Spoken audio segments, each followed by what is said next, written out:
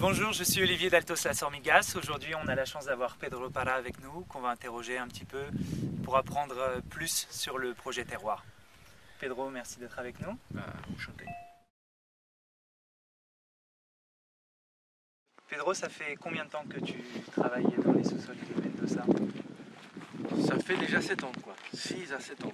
Démarré début 2016, je pense. Ouais. Et donc, tu as commencé à travailler avec Alberto Antonini? Oui, c'est lui qui m'a invité en début 2007, ou fin 2006. Il m'a dit, bah écoute, Mendoza c'est un truc fascinant. Il y a des vins qui sont fantastiques, il y a le Malbec qui est super. Mais il faut trouver la complexité, parce que ça fait des vins qui sont très sympathiques et je veux dire très faciles à boire. Ouais. Mais la haute de gamme du Malbec, à ce moment-là, était plutôt le boisé et la concentration. Bien sûr. Et il n'y avait pas vraiment une expression de terroir qui se marquait sur les vins, quoi. Pour moi, c'était un terroir, grosso modo, dans l'idée du Chili, parce que c'est la même montagne qui divise en deux. Donc, je savais que j'allais trouver des sols alluviaux ou des sols colluviaux dans le style. Ouais.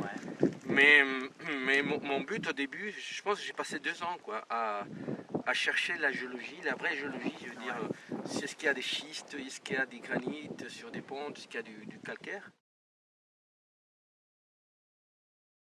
Ce qui est important, c'est la petite histoire. La petite histoire, c'est une histoire qui est marrante. C'est très marrant en fait. C'est Alberto, un jour il m'a dit en 2007, écoute, ça fait 10 ans ou 15 ans que je fais du vin ici.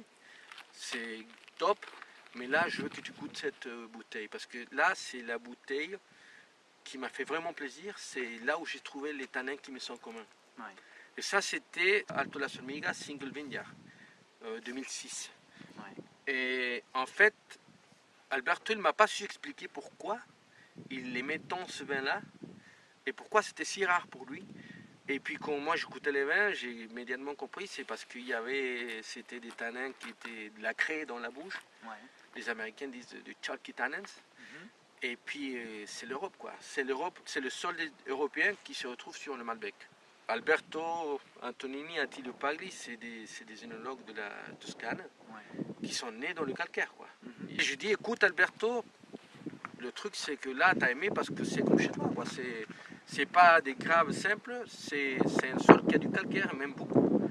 Et il y a cette finesse, tu vois, le calcaire ça te donne du quelque chose de très minéral, très vertical, pas trop gros, fin, délicat, mais puissant à la fois.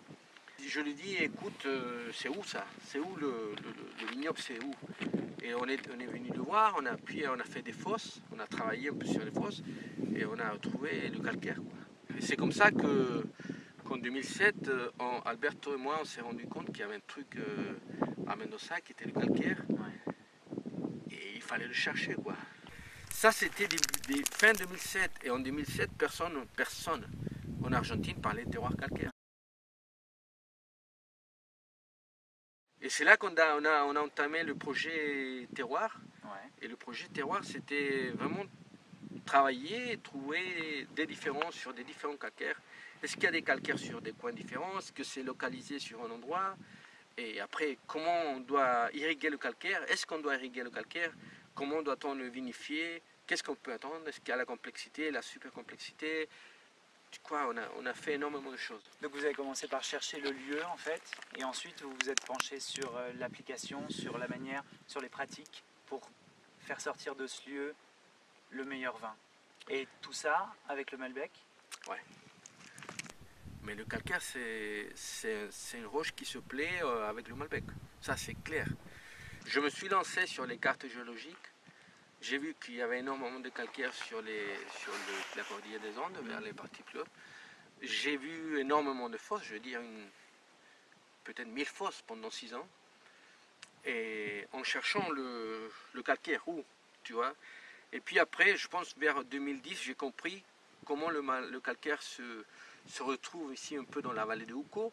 Et on a trouvé ça ici sur certains endroits dans la vallée de Uco. Mais c'est pas partout en fait. Les calcaires, c'est sur la totalité de la vallée de Uco, c'est 5%, quoi.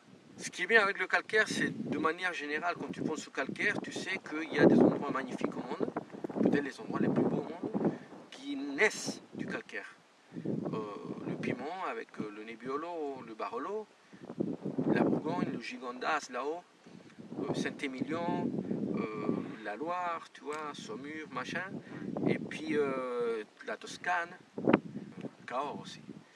Et là on s'est dit, écoute, on est sur un truc, on est dans le groupe du calcaire, il faut qu'on fasse aussi bon, quoi. Et le calcaire, c'est toujours l'élégance, la finesse. Donc on a mis en place le projet terroir de Altos, de las Hormigas, et là en 2013, on est très content, quoi. Et est-ce que ce projet terroir te semble fini aujourd'hui, abouti? Ou est-ce que vous êtes encore sur la piste de quelque chose? Non, non, on est à mi-chemin, je crois, parce que là, jusqu'à présent, on a trouvé les endroits où il y a du calcaire. Et là, on est en train de faire énormément d'essais côté viticulture. Depuis 2010, on a appris, il y a des trucs qu'on pensait qui étaient très bons et qui finalement ne sont pas très bons. Il y a d'autres trucs qui étaient des calcaires plus moches, mais qui en donnaient super. Donc on est dans l'étape d'apprendre. Ouais. On apprend aussi à les vinifier. Et pour la vinification, on a arrêté on a arrêté toute extraction du raisin, quoi. On travaille énormément sur la date des vendanges. Ouais. On est ici à Altos las Hormigas, je veux dire, on est sur les vendanges, on est 3 semaines en avance de la moyenne de Mendoza. On déteste les alcools qui sont trop hauts. On a arrêté sur le bois pur et là on a fait venir des foudres. On est vraiment dans une recherche globale, holistique, qui est à mi-chemin.